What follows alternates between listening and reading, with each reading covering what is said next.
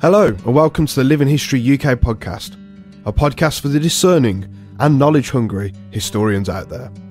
You can support our podcast and get much more from Living History UK by joining our Patreon from just £1, and by doing so, you'll be a part of an ever-growing community and really help to make a difference as we strive to keep history alive.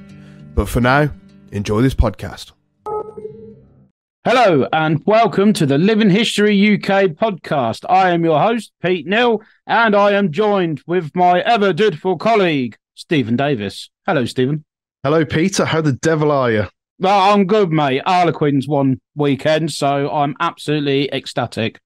I'm sure you are as well. I know you enjoy your rugby, so it's very rare and few and far between when the Harlequins do win, so I suppose you've got to make the most of it. And that is the truth as of recent, to be fair, so that's a good win. That's a good win for us. So today we are going to be talking about the Battle of Waterloo, but not the battle how we know it. Oh, no.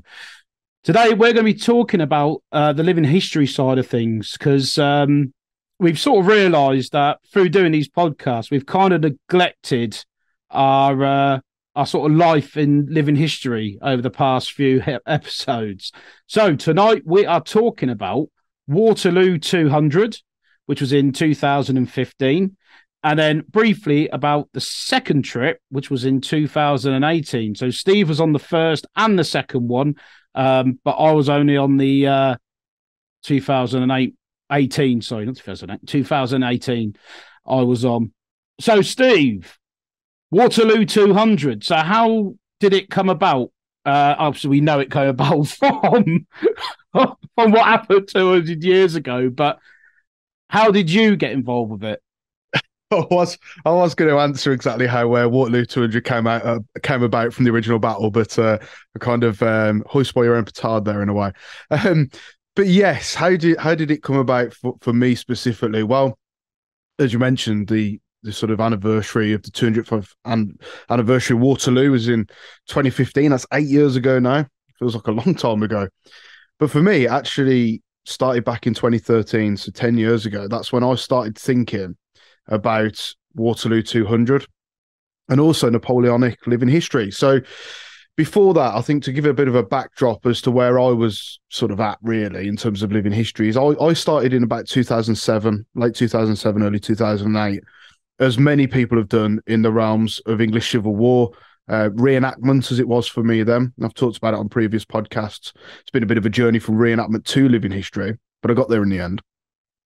And I did about 2.5, 3 years with the English Civil War Society latterly, but formerly the Sealed Knot. And I kind of just came to the end of my natural life cycle with that period. I didn't feel like I could get anything more from it. It wasn't that fun. So come sort of 2010, I was out of the world of reenactment as it was. And I dabbled a little bit with medieval. Didn't really enjoy that. It didn't click with me. I still find it really interesting, but it just isn't for me, if I'm completely honest. I had a few years of just sort of, bobbing around really. Didn't do anything living history or reenactment wise. And then I revisited a series which was on TV in the 90s, and you guys are all going to know what I'm going to say now. It is sharp. And it was on the drama channel one night. I was watching it in bed, and I think it was episode 4, the episode, of course, where Liz Hurley's in. How can we forget that? Always remember it for that. But yeah, keeping it clean anyway. There was the 95th on there, of course. There was all these different sort of Napoleonic groups. And then I started Googling and I started looking at, I wonder if there's any Napoleonic living history or reenactment groups, and came up with the 95th, of course, all 5 or 6 groups that were in the UK at the time. And I thought, that's a little bit overdone. And then onto the screen stepped Sweet William and a sort of ragtag mob of riflemen with green jackets and scarlet facings, the 5th Battalion 60th Regiment, which have an amazing, colourful history in their own right. We'll go into that in more detail in due course because their story is just not told enough at all. But anyway, we'll sidestep that for a bit. And I thought, 5th, 60th, quite interesting. No one was really doing it at all in the UK. And I thought, and the cogs were grinding, the wheels were sort of moving round and turning. And within a space of about an hour, I'd messaged a friend of mine, Steve Swaffer, and said, how do you fancy getting involved in a bit of Napoleonic? And within a week, we kind of had this idea and started to bring it to fruition. I've been shopping for kit, and we started looking at getting our first event up and running. So this is 2013, and we're looking at about May, June time. Our first event was at Middleton Hall, of all places. In September, I think it was September the 15th, 2013, if memory serves me well, that day that shall live in infamy. And we did our first event, and you look back on the photos now, and the kit was not great by any stretch of the imagination. We didn't particularly have a clue what we were doing, but you know what? We were driven by massive bags of enthusiasm, and it was a really good, fun day. And we just kind of set this group up. We didn't really have a forward plan in that sense. So to address your question specifically about how did Waterloo 200 come about for us, but it wasn't until our sort of second or third event by sort of November, December time, 2013, when we started thinking, like, do we want to go to Waterloo? So we had a chap called Pete Wright come in, fantastic guy. I haven't seen him for a few months, but lovely guy, bags of experience and enthusiasm to boot. And he said, do you want to get involved in maybe, coming to or going to Waterloo? Could we get the group there? And my imagination fired up, because although I'd been watching Sharp on the TV, of course I'd watched Waterloo on VHS back in the late 90s, the film. And I thought, wow, we could actually go to Waterloo and do the bicentenary living history event there. And that is how Waterloo 200 really came about for us in a nutshell.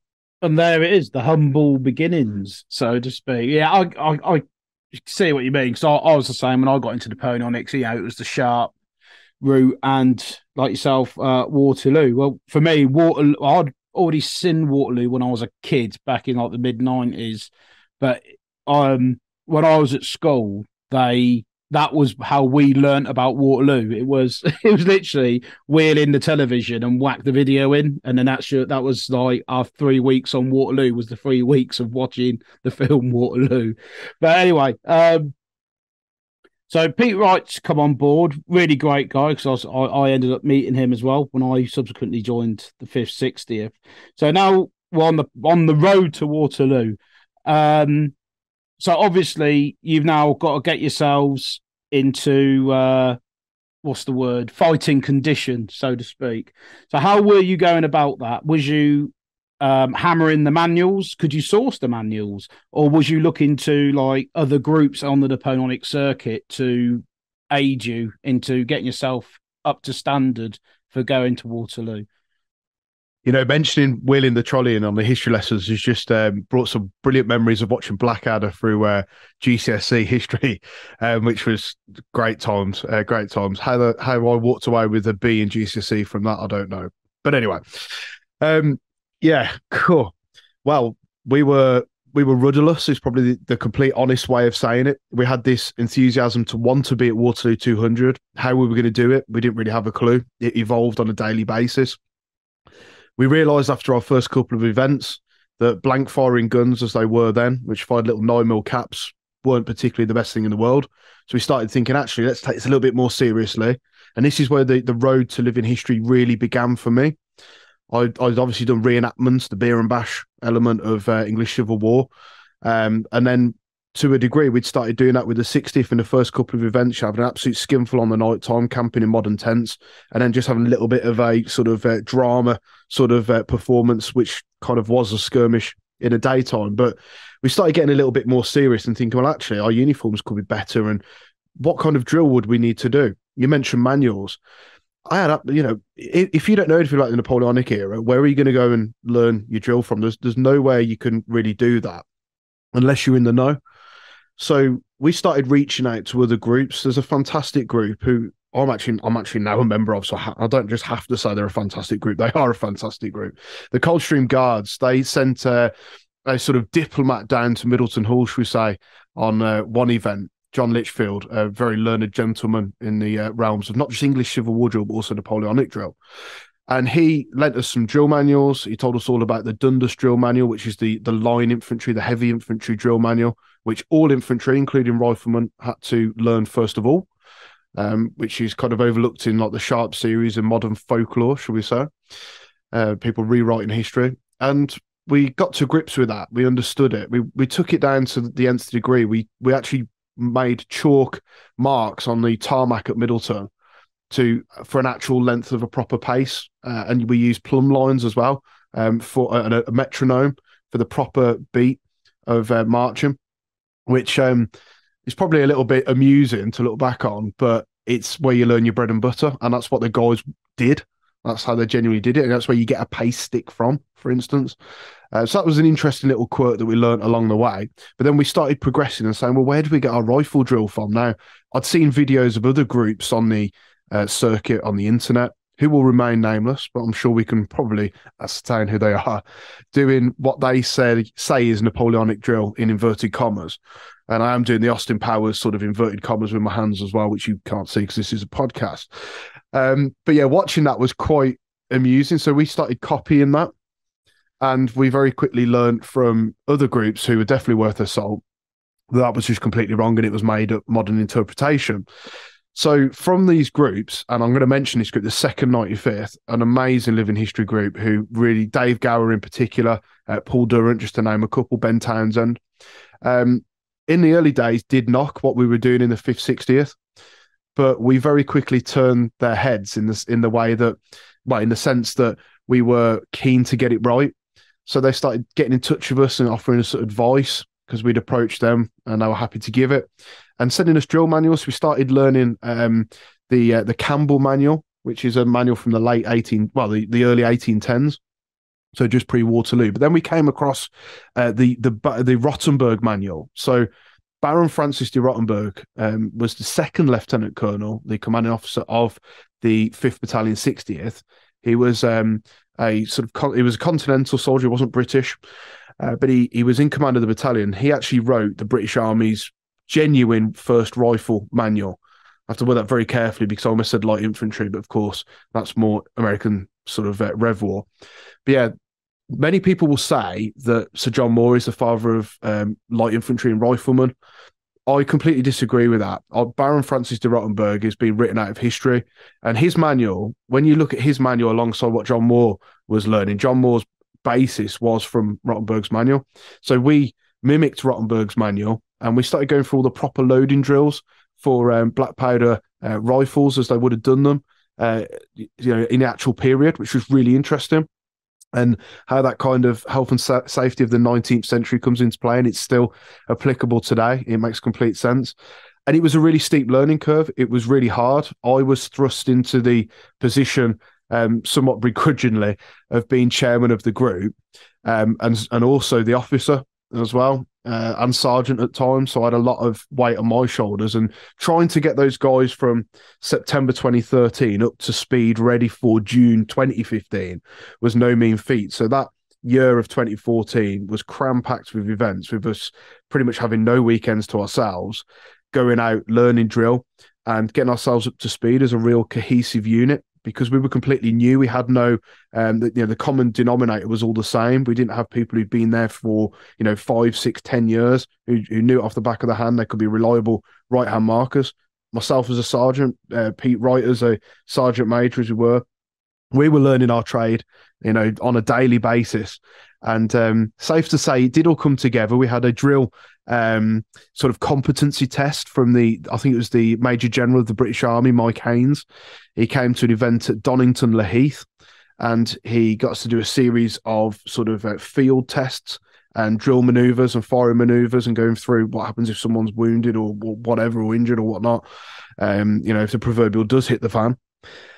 And that was really a real test for us, but we passed it with flying colours. He said, you guys are one of the most authentic groups that I've seen in a long time, which was really nice. And those sort of words are still ringing in my ear now. It was a real sense of achievement around the campfire in the night time. The camaraderie and just the feeling of achieving something as a team was just sensational. Yeah, I know exactly the group that you're talking about. Who does this interpretation drill? But yeah, like you said, they were nameless. I also agree with what you're saying as well. Is the way Sir John Moore's portrayed, as you know, Steve, I am a massive flag waver for Sir John Moore. But yeah, you are right. Modern interpretation have sort of whitewashed the people that did actually go before John Moore. He sort of just got completely overtaken. I think because he formed the Light Brigade, they automatically think he was the one who created everything. But as we know, he wasn't. But yeah, when you do things like that, especially when the pressure is on, and you got one of the big boys of the NA stood there watching you, and then suddenly passes you, gives you a massive pat on the back, and you've sort of earned your spurs in a way. Especially when you something like what I find on the living history circuit is you do have what I call the big boys and girls of the circuit. These are the people that are much respected on the circuit. They know their stuff, and if you get a thumbs up from them, then everyone else can just go to hell, to be quite honest. Because apart from those people, in the grand scheme of things, other people's opinions mean nothing apart from theirs. So we've passed the test and we're now on the verge of Waterloo. So how did that work out logistically? Because those of you out there that don't know the ins and outs of living history or reenacting, is that we are spread out all over the place. So in your group that you're in, that from the most central point of where everyone's from, you could be in a 100, 200 mile radius of that central point. So what was the logistics plan? Well, the logistics was an absolute nightmare, to put it bluntly. I mean, I know taking firearms, shotguns, or DX over to the continent's a nightmare now, but it was equally a nightmare back in 2014, just trying to find out how to do that, because no one in the group had ever been onto the continent with weapons before. And we had to draw on a little bit of experience from other people who were supporting us in the brigade and a bit of digging ourselves. One of the guys in the group was a retired assistant chief constable, and even he found it confusing, which was quite amusing. But we kind of got the paperwork, the European firearms pass, which thing of the past now, of course, but they were tricky to get. And I know my firearms licensing unit weren't too sure about how best to take them over. So that was just one facet to the whole journey and the whole trip. But yes, you've alluded to people being, geographically dispersed through the country. It's a lovely term, that is, actually, isn't it? Geographically dispersed. I'll have to use that more often. That was a bit tricky. So what we decided was to try and have a central meeting point. I live in the Midlands, if the accent didn't give it away. And we used where I lived as a kind of focal point, so people sort of magnetised towards it. And we hired a minibus and a van. So all the kit went in the van, all the people went in the minibus. And I think we went down, if I remember correctly, on the Wednesday we travelled. Could well be wrong, but it sounds right, feels right. We went down on the Wednesday and we just hammered straight down to the south coast. Now, winding back about a week before that, it's just sprung to my mind. We had a lad who will remain nameless. Don't want to drop him in it. Don't want any lawsuits. Who was tasked with organising the messing and food requirements for the whole group for the whole trip, which was, I believe it was a Wednesday through to a Tuesday. It was a long trip. So we're going to be cooking food on a campfire, which we'll talk about in a bit, for, I think it was 14 people who went, or thereabouts. It's a lot of food you're going to need. He bailed.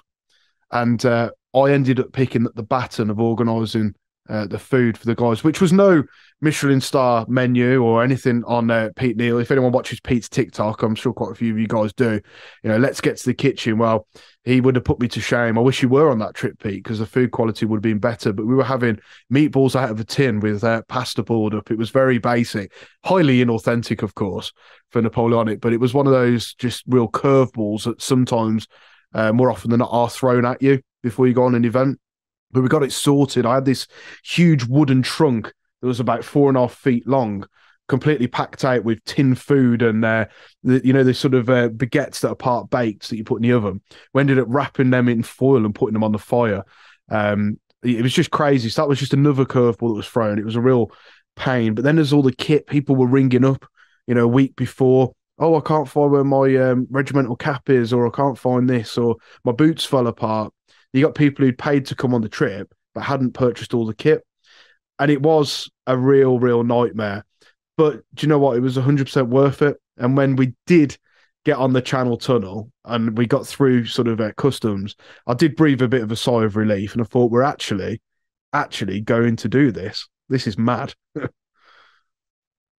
Yeah, it like having organised things myself and with you as well, Steve. It is an absolute ball breaker trying to organise these things for those reasons that you said. You get people that have dropped out, or literally like 3 days before they come up with some form of problem. So yeah, it can be very stressful. But like you said, it always works out in the end. So we've hit France. No need to talk about France. So, so you made our way into Belgium, and you've now arrived at the hallowed ground that is Waterloo. So what was your first memories of hitting that battlefield? Getting lost was probably the memory that strikes me first. We had absolutely no clue where we were going. We could see the Lion Mountains. We knew we were near, or if not on the battlefield. We were near a Carrefour, but we couldn't find the way in. Now, Waterloo 2015 being the 200th anniversary, you've got these huge grandstands that were built for the audience that attended, and you've got upwards of about 8,000 people taking part just in the battle. There was loads of traffic around, and it wasn't very easy to get onto the battlefield. So we ended, funnily enough, as luck would have it, in 2018, we actually took the same route down to Hougoumont, which was down a really rickety track that cut straight through the middle of the battlefield. We went down that, and we had this guy yelling at us saying, you need to go back to the booth up there and get your wristband. You can't come this way. So yeah, we got lost, but we eventually found the battlefield, and there was a sigh of relief, not just from when we crossed over the channel, but also when we got to the battlefield. It was like, wow, this is mad. So we got our wristbands sorted, got checked in, and we headed down to Hougoumont. So the Allied, well, our portion of the Allied army was actually lucky enough to be sort of cantoned in the actual walled garden of Hougoumont itself. And we had our fire. I mean, I smile about it now because it's such an amazing experience in that sense. We had our fire pit dug in the sunken road behind Waterloo, which is where the ammunition wagon came down on the 18th of June to resupply Hougoumont. Now you can kind of, I'm just imagining this in my mind's eye, remembering it. As dusk was falling on that first night, we got the fire pit going and looking up this sunken lane and seeing all the little campfires dotted up there and everyone in kit. And it was just so surreal. I thought maybe this was what it was like on the 17th of June, or if not the night of the 18th of June. And it was just such an amazing place. But because we got there as dusk was falling, we couldn't really get a sense of the sort of size of the battlefield and what was around us. We saw Hougoumont, which had been subject to a fantastic restoration project in the years preceding us going. Investment from the UK taxpayer, of course, and a new memorial which was going to be unveiled. Prince Charles, as he was, now King, was attending. And everything was just set for an amazing weekend. There's a great bunch of guys who come together. We'd worked for over 12 months to get to this point. We were there. We were at Waterloo. The campfire was on. The kettle was on. And our pasta and meatballs was almost ready to consume. Yes, the pasta and meatballs. Yeah, I would. If I would have been part of the group at the time, I would have probably have taken up the task of sorting it out. But end of the day, pasta and meatballs ain't too bad, is it? It depends how authentic you want to go, innit? You know what I mean? That was just a means to an end, especially with the person dropping out at lastminute.com as well. So what was the camp life actually like on site? I imagine it was actually quite buzzing. Buzzing, indeed. It was a hive of activity. So when we woke up on the sort of first full day that we were there, we got a sense of the sort of size of the site. All these groups sort of packed into this walled garden, but then the Allied camp was spread out around Hougoumont as well. The scale of it was huge. One of the takeaway, I know if people like Joe Bristol who were on the trip will be listening, they'll know exactly what I mean. But we were in Third Brigade. Now, Third Brigade had the Scottish contingent, and literally closing your eyes at night, all you could hear was bagpipes. And when you woke up in the morning, all you could hear was bagpipes. Bagpipes are great in very small doses, but when you've got it for 5 days straight, you close your eyes, and even though I was playing bagpipes, you can still hear them, and it really does just tear straight through you. And that's one of the takeaway moments. I mean, it was great and incredibly authentic, but it was just like, oh, I can't listen to bagpipes ever again and enjoy them. But buzzing, it was indeed. The camp was huge. Loads of different groups, loads of uniforms as well. There was, I think there was Austrian soldiers there as well, which is quite weird because they weren't at Waterloo, which was weird. But then there was some Finns and some Danes, which was really weird. It was quite cool. And then they had this fantastic sort of celebration where they put this kind of big tree up and danced around it a bit like a maypole on one of the nights. That was interesting. But yeah, it was a massive site. There must have been, well, getting on for 3,500 people on the Allied side alone taking part. Now the French camp was obviously on the French side of the battlefield, well out of view. But yeah, it was mad. And as the groups were getting their kit together and going out to start performing and practicing drill for that first sort of day and working together as a full brigade, because we must have spent 3.5, 4 hours on the first day just going through drill as a brigade, which was, when you talk about it, you think, God, that's going to be boring. But do you know what? It was bloody awesome. You had, in our brigade, around, I'd say, 400 to 500 people. So when you're marching in an open column or even a closed column of sort of sections, that is such a sight as you look into the distance and you can hear the beat. You actually feel like you're part of potentially, real history in that sense. I don't think they'll ever have. I hope it does happen, but I don't think they'll ever have that many people on Waterloo battlefield portraying the battle ever again.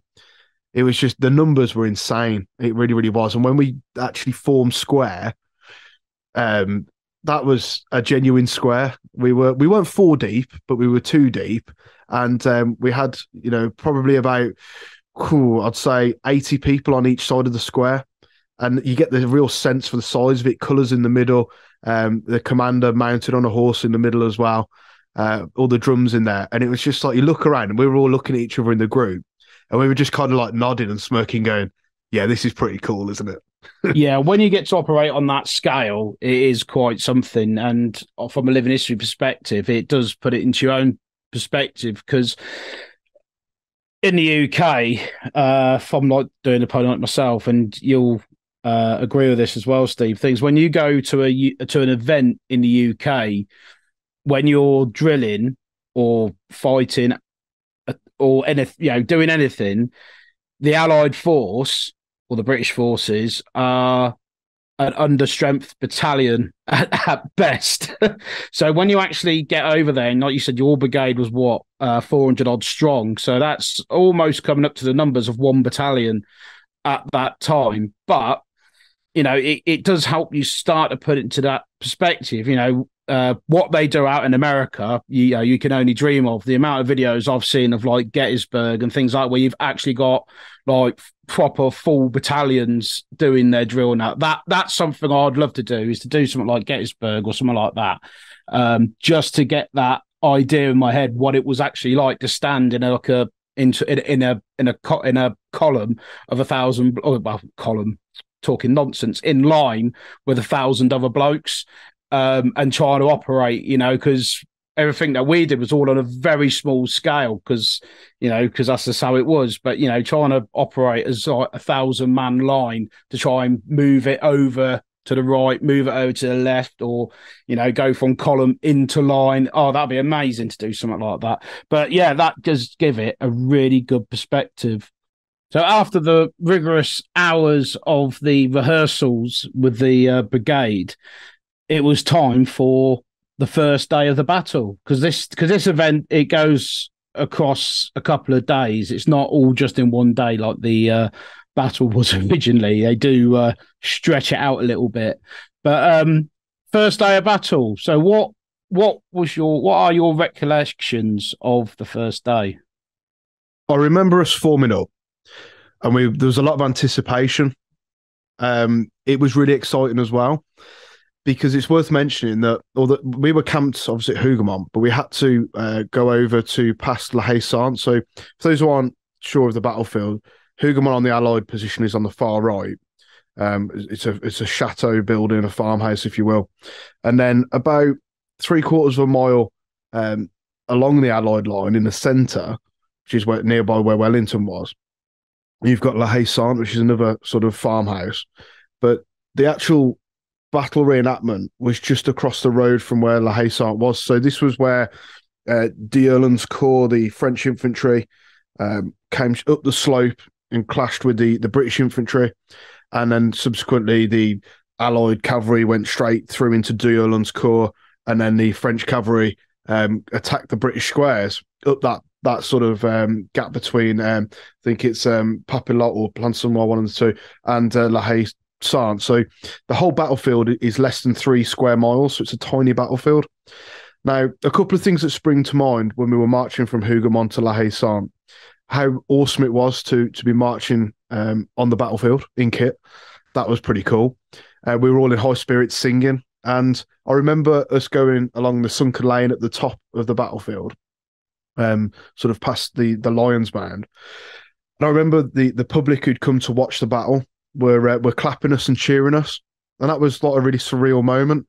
You can almost, when that sort of thing happens, you think of the newsreels from World War II where you've got like the French, the Dutch are greeting the Allied infantrymen as they're coming through. And that was a really surreal moment because they were clapping us, but some people would see on the face of it they were clapping and cheering us because we were. I don't know how to phrase it really. They're cheering and clapping us because it was our country that brought them freedom, I suppose, from the French in the Napoleonic sort of era. But actually, they were clapping and cheering us because we'd come all this way. This is how I interpret it anyway. We'd come all this way from the UK to portray this battle reenactment. For them, it's a part of their history, and it was an international affair as well. I mean, you had loads of Americans there. Jeremy Paxman as well was there, which was a really weird. Dan Snow was there too. There's a lot of celebrities. There's huge media focus too. But yeah, just thinking of this first battle, marching along the sunken lane through to La Haye Sainte, and the sheer number of people who were in front of me and behind me who were taking part. That was cool. All the cavalry milling around.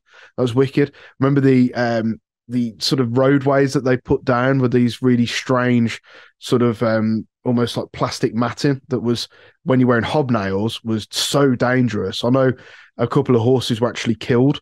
Like quite seriously, they were killed from walking along and breaking their legs from slipping on with their horseshoes on this plastic matting. So that was really, really quite dangerous. But yeah, actually going along the sunken lane, we had such a treat. We could see La Haye Sainte in front of us, and the chateau, the farmhouse of La Haye Sainte, is still lived in today. And the guy who lives there, he actually opened the gates and welcomed us through La Haye Sainte. We went through La Haye Sainte, through the back, through to the front, and onto the battlefield. That was absolutely crazy to think what the King's German Legion held on to La Haye Sainte through pretty much the whole length of the battle, surrounded and inside this history. It was just incredible. Going out onto the battlefield was really interesting, very odd. We had these huge grandstands. It was like going out into a football stadium, that they put these big grandstands up for people to watch. As we were entering the battlefield, loads of people were clapping. As it was at dusk as well. So a lot of people taking photos. There was loads of flashes. That was quite interesting. Added to the mood, shall we say. But what struck me as I come onto the battlefield was they'd actually left the corn uncut. And they'd done this on purpose because it was it was in June. So it was the same as it would have been 200 years prior.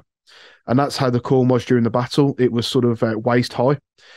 Now, wearing authentic footwear with hobnails on was great because it afforded you a lot of grip. However, you couldn't see where you were walking. And being Napoleonic sort of living historians, you try and march in step. You try and keep pace and try and look nice and smart, quite rigid with stocks on. That just went all out the window as soon as you stepped onto this battlefield because... And it would have been the same for the guys. You couldn't march in the sort of goose step in Napoleonic drill. It wasn't feasible. There's people going down with twisted ankles in like the ruts in the field because you just couldn't see them. And I couldn't see the French army at all. I saw a couple of cavalry as I come onto the field, and we went from La Haye Sainte right to the far left flank of the battlefield. So it's quite a sort of yomp from there through this corps, and it knackers you out, especially wearing all this kit. It was really warm as well, being June. So we elected to take our stocks off for the first day because it was so hot from a health and safety perspective. And it was probably a good job that we did. But yeah, just sort of landing on that battlefield, probably, I don't know, 20,000 people watching in grandstands. From what I could see, 3,000 guys on the field. Couldn't see the French army yet. Cavalry milling around and bobbing up over this sort of horizon. Because the interesting thing with Waterloo, for those who aren't in the know, is it's not just a flat, featureless battlefield.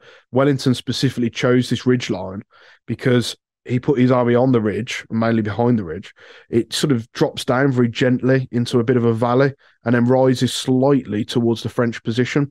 You can't really see it with the naked eye that it rises, but there's a bit of a hill in front of where we were, so we were in a bit of a dip and we couldn't really see that much at all. Really interesting battlefield. And it's whether it's English Civil War battlefields that we've been around recently, or whether it's Napoleonic or even World War II battlefields, until you get boots on the ground, you can't sort of speak with experience or authority on the subject as to how troops were deployed without actually being there and saying, oh, okay, I didn't see that on a map, but that's really interesting. That's why he put his infantry there. And we had about an hour before the battle actually started where we just sat down, making sure our pans were primed and we were, of course, loaded.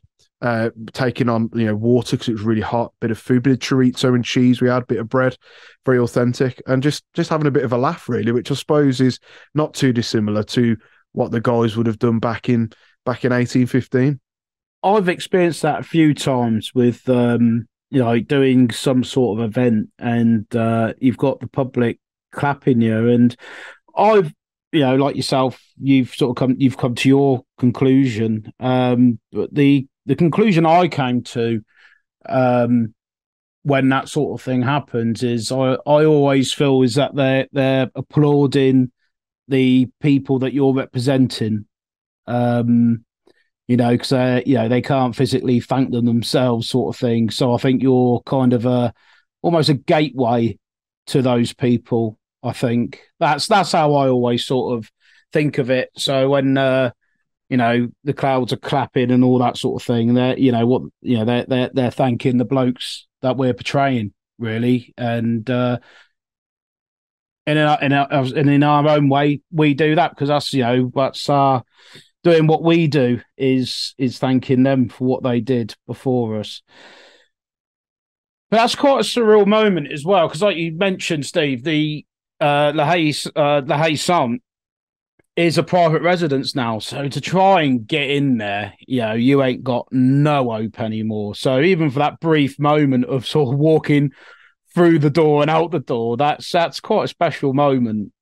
So that's the first day. And actually, funny you should say that about the stocks as well, because that's the other things. Like, as living historians, we want to push this to the absolute limits. We want to experience exactly what they experience. Obviously, the only thing that we can't replicate is the fear of life factor and being shot at. That's the only thing we can't recreate from it. But then there comes a point where you've got to stand there and take a hard, long look at yourself and go, I've got to go to work Monday morning.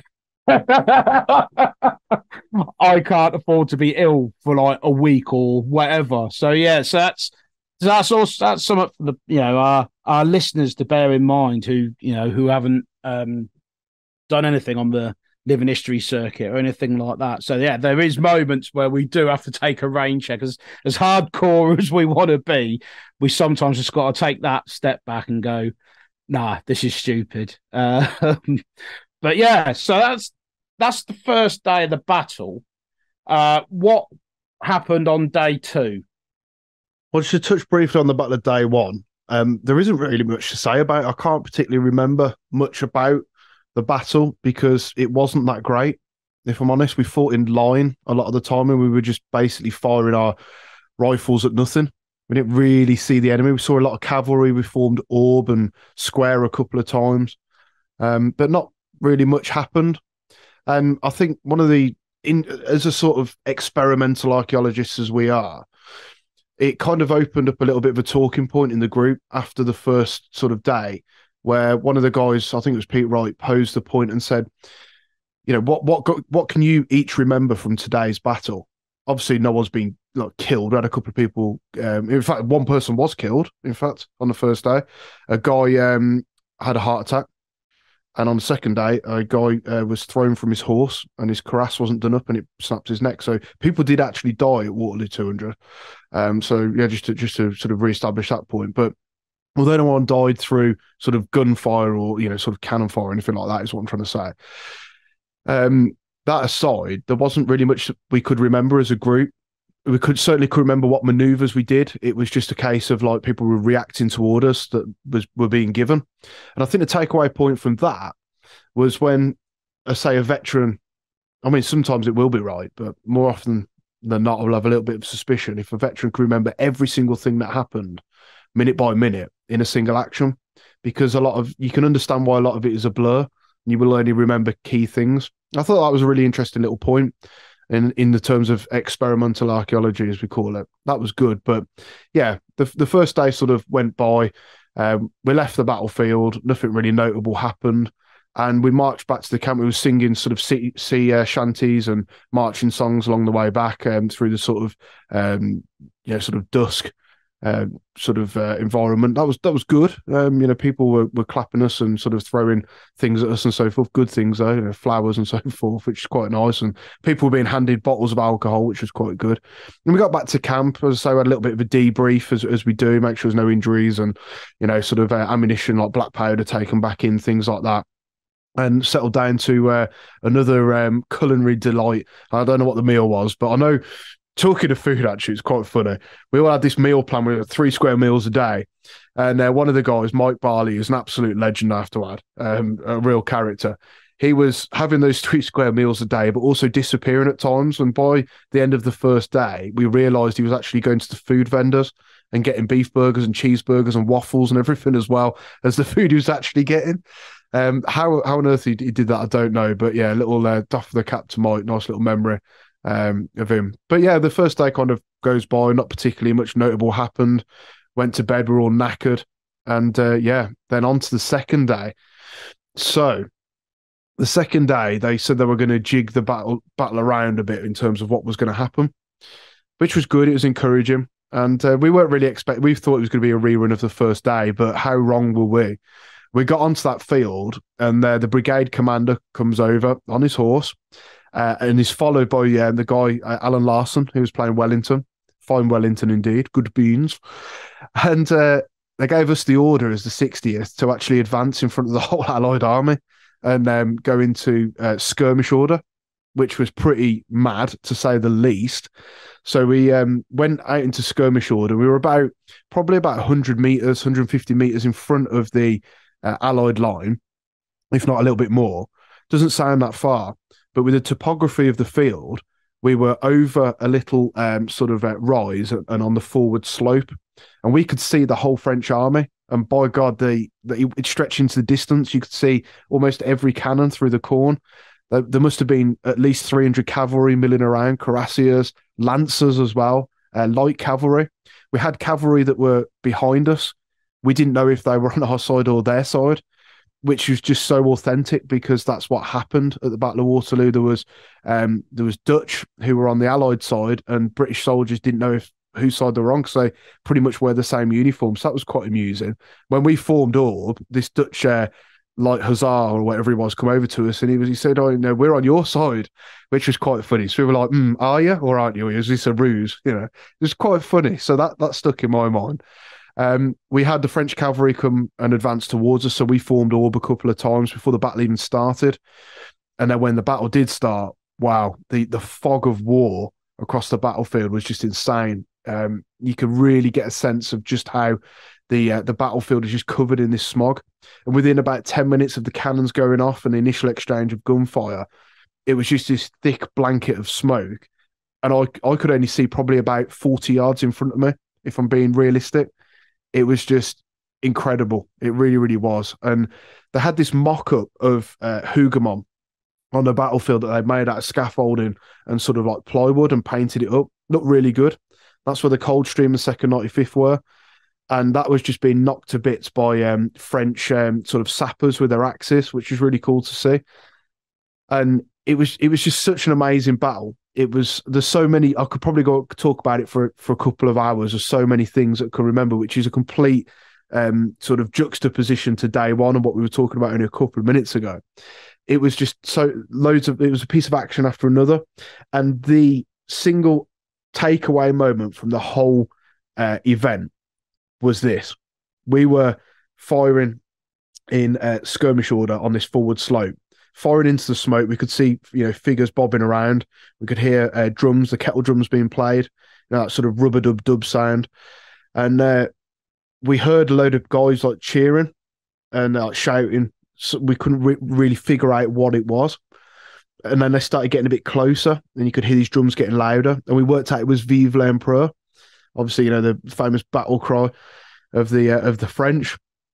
And through this smoke, as we were firing, now I'd put at least 100 rounds, 100 shots of black powder through my rifle at this event on that particular battle. My barrel was red hot to the touch. I had a rag around my left hand to hold the rifle. It was boiling hot. And I just remember sort of taking aim, if you will, down the barrel. And through the smoke, these blue uniforms and tool caps coming out of the smoke. And the world just sort of slowed down to sort of half speed. I just sort of opened my left eye and looked up.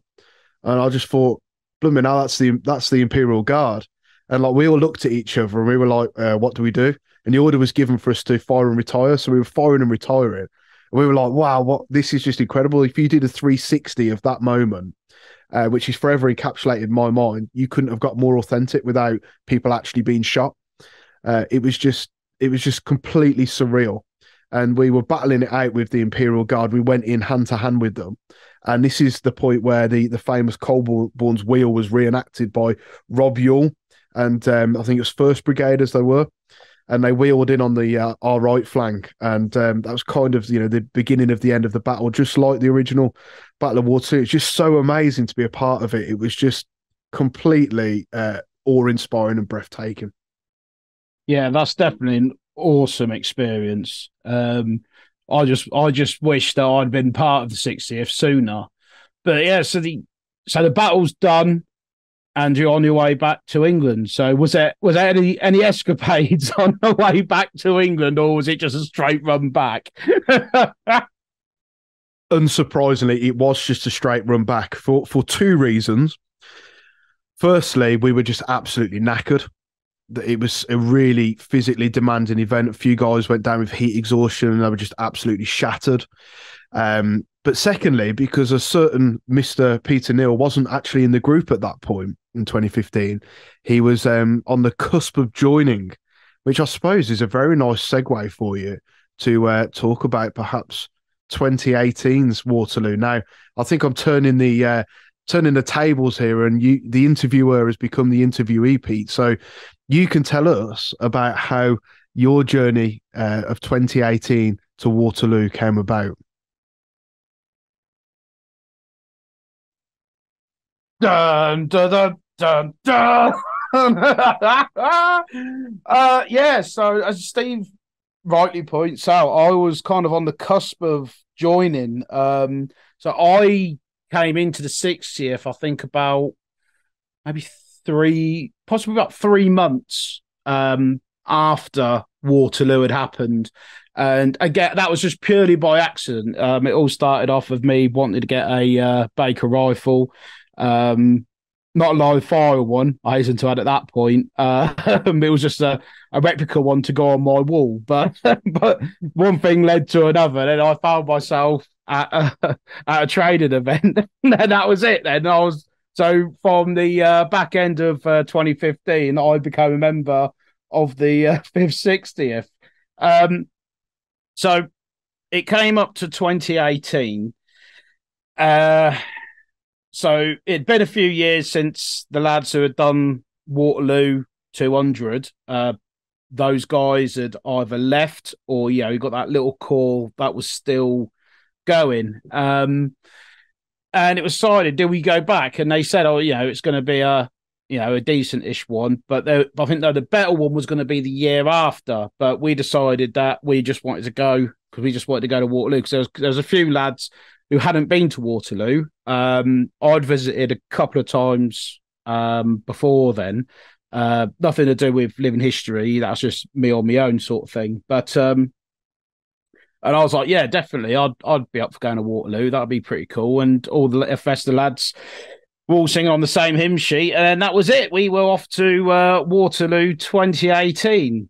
And I was in two minds as to whether to go on the 2018 trip because, being completely honest, I did really enjoy the 2015 trip, but I kind of always thought the event would be much more enjoyable is probably the wrong term, but much more sort of enthralling than it actually was. I think it was a bit of a letdown. And now with the 2018 trip coming about, I thought, well, I'll best go kind of thing because, I know we'll have a good social, but it's going to be on a completely different scale to the 2015 event. So maybe it'll be somewhat different, markedly different.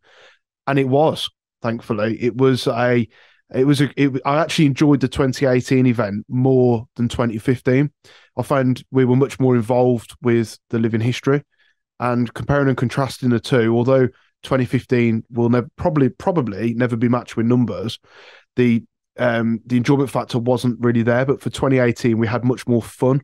I believe it was really interesting actually to see the journey between the kit, equipment, and drill that we had in 2015 and then what we had in 2018. And I'd go out on a limb here, Pete, and say that you were arguably joined at just perfectly the bang on time in 2015 after Waterloo, because we plotted our journey forward as a group to say, well, let's capitalise on 2015, let's build on it, and let's become much more authentic and really strive forward with the group. We knew we were going to lose some members, but we kind of had that core that drove us forward, and well, it brought us on to bigger and better things. I mean, I think in a way it kind of was the start of the journey for Living History UK, really, in a way, because I know when we were at 2018, we talked about the Dunkirk anniversary march, didn't we?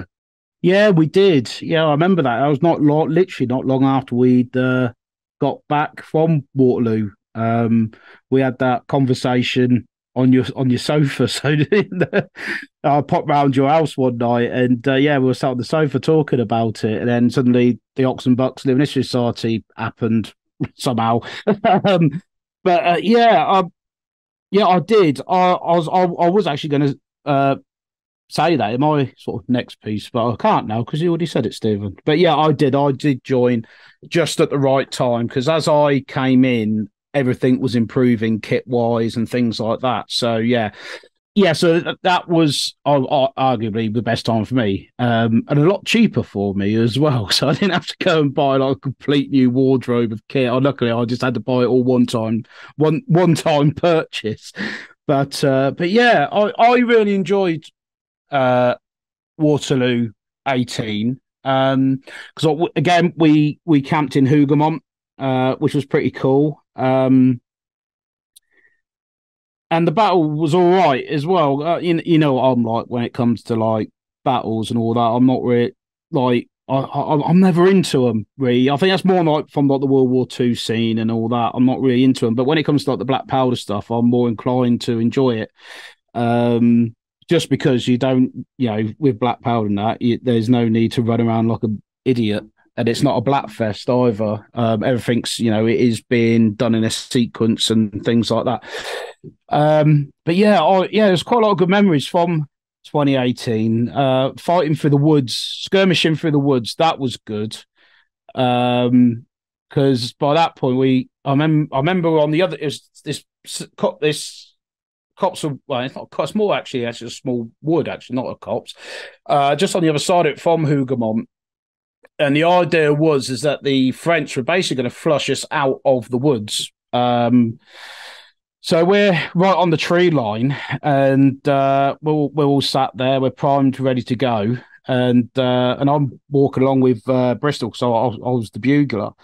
And obviously Bristol being the sergeant, he was our most senior bloke. So obviously I was sort of following him around.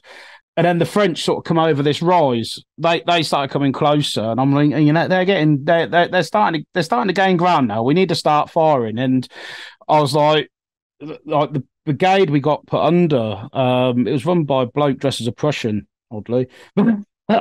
I was like, he ain't said nothing, and no one started firing, but they're starting to get close now. I was like, realistically, we could, like, obviously us being riflemen, we could hit these blokes from here.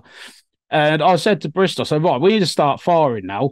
And he goes, no, we haven't been told. I'm like, come on, look. I was like, right, come on. We could hit them from here. If it's a reality, we could hit them by now. And we don't need him to tell us what to do. We're riflemen, though. So think riflemen, start bloody shooting. He's like, all right then. And then the order for fire come. And then that's it. Like, all hell let loose, all in the woodland. So, yeah, because of my impatience, it created absolute havoc. Some things never change there. But it worked out, though. But it did work out for us, though. It did. And I remember John Rogers decided to sally forth out of the woods, and then the French cavalry come steaming down the edge of the field, which he didn't see, but we'd seen it. And I remember him jumping up like a little schoolgirl, trying to run back into the woods and push everyone out of the way, which was quite amusing at the time, but also highly authentic as well. But yeah, that was great, because we were at the front, weren't we, skirmishing back through the edge of the woods, and then we linked up with the 2nd 95th, didn't we? Yeah, we did eventually. Yeah, because I remember after like the initial skirmish, we then ended up forming the rear guard, and that was really cool because I think by that point, Joe was like, "Oh, what the hell am I doing?" I'm like, "Look, it's all right. I got you. So I was just like, I was like a viper, just whispering into his ear, going, "Right, bring the lads round here. Bring the lad. Like, get some blokes over there. Right, now we're going to start moving and all that." He's like, "Yeah. This is good." And then after, it was quite funny because like afterwards, the brigade commander, he went, "That rear guard action was brilliant." And I was like, "Oh, yes, of course it was. But yeah, that was manic, though, like in the woodland, because like because I think at one point, I don't know if it's, like you said, like, you know, with the actions, you can't remember everything that happens, but I'm sure we got cut off at one point. I think we had to fight through. So where we're fighting the rear guard, I'm sure the French did actually sort of get behind it, and before that pocket closed, we just managed to get out of it and rejoin the main force. Yeah, I've got a vague memory of that, because I remember we had to climb over some barbed wire and a wall on the edge of the sort of copse of woods, just past the back of Hougoumont. And I remember us all really struggling to do that, because it's very hard to do in those tight-fitting pantaloons that we had to wear, and all the accoutrements that we were laden down with. But yeah, we did a bit of a fighting retreat back to our own line, and then we fell back into the sanctuary of Hougoumont. And wow, how cool was that, to defend the actual walls of Hougoumont from the French? That was a pretty damn cool memory. Pretty much up there with my Imperial Guard memory that I mentioned a few minutes back. Oh yeah, definitely. Yeah, because we got in. I can't remember if this was on. I think it was on the second, because on the first day we just ended up going in there and fighting a bit. Then it all stopped. But I can remember the second day where we started out in the main field, and you know, we started off in line, then we ended up in squares with the cavalry coming past us, and that was pretty cool. I can remember the cavalry coming towards us, and I'm just stood there in the square going, "I'll sod this." But then again, it's that living historian thing, because I then afterwards, when I thought about it, I went, there would have been a bloke stood there at Waterloo in the squares. Obviously, there was more cavalry and the fear of life factor, seeing all those horses coming towards him. Although he stood there in a square, he would have probably just stood there and go, I'll sod this. But yeah, then we ended up going into Hougoumont, and we closed the gates, and then we started fighting on the battlements. And at that point as well, we sort of split ourselves into two halves, where Bristol commanded one section, and I then ended up commanding another little section as well, because Joe, I think, was sort of further down towards the gate. And he turned around to me. He goes, right, the lads are up on the far right. Just take control of them and just you know what you do. Just go on with it, Pete. I'm like, yeah, right. So I was primed and loaded. I was like, right, let's go over this wall and pop a shot off. And I went up there, barked a few orders out, and I stepped up to the wall. I think it was Tingy, I think Tingy had just fired around. He'd come off the wall to reload. I then came up onto the wall because I couldn't see anything at that point. I then came up onto the wall. I looked over and it was just like that scene out of Starship Troopers when Rico looks over the wall and there's the sea of bugs. And I was out there. And I looked over and it's just literally all you could see was blue. And I was like, Jesus Christ. I was like, oh, and again, afterwards, it's that there'd have been a guardsman at Hougoumont when I looked over the wall and said exactly the same thing while I tried to swarm it. So yeah, we started picking them off on that, and then obviously the gates got not broken literally. We got told to do it in the script, and then we had to fight for the gates, which nearly turned into a real fight. But I kept cool and calm and collective.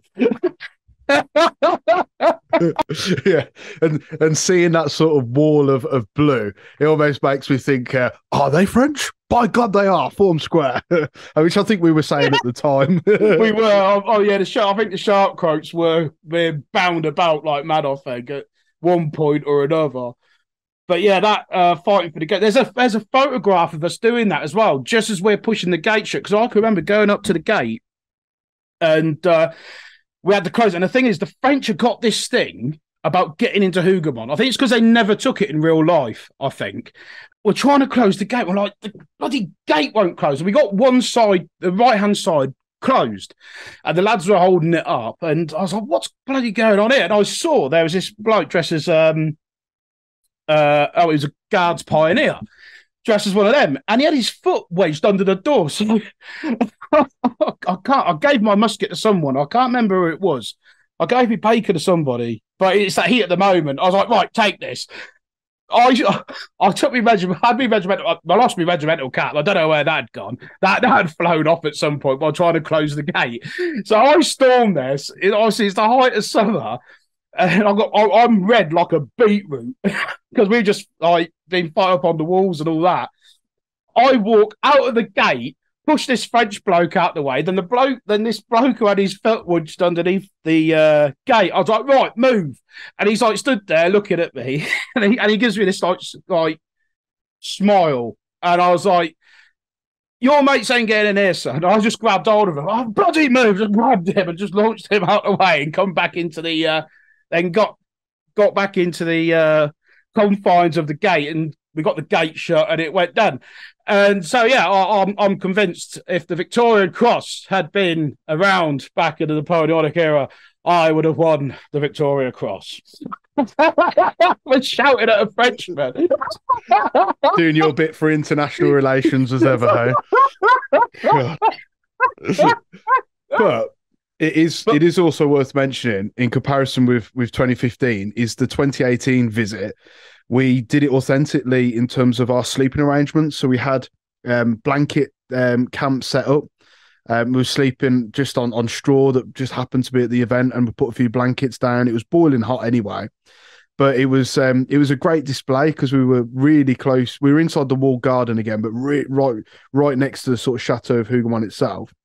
But we had such a great display because people were just walking past, and like guys were just asleep under these authentic blanket sort of tents. We had a documentary crew from the US over, and the 2018 event was brilliant. I'll definitely book for doing that again. But I know this podcast, it unfortunately can't go on forever, can it? Unfortunately not. I think from that, I think we could probably stretch it out another good half hour, another 40 minutes with anecdotes from 2018. That was just what, 3 of them. I think there's a good 15 or 20 anecdotes from Waterloo, but they're for another time, I think. I hope you've enjoyed this episode of the Living History UK podcast and entertained it as well, because it is a little bit different to what we normally talk about. So I hope that's given you an insight into our lives as living historians. But if you'd like to support us in the work that we do, please consider becoming a member on Patreon for as little as £1 a month. And also watch our YouTube documentaries as well, because not only can you hear us via audio, you can also watch us as well on YouTube for our documentaries. And we've got some cracking little documentaries on there that I do say so myself. So, Steve, as ever, absolute pleasure, my old mate. And to the rest of you, stay safe. And until next time, keep history alive.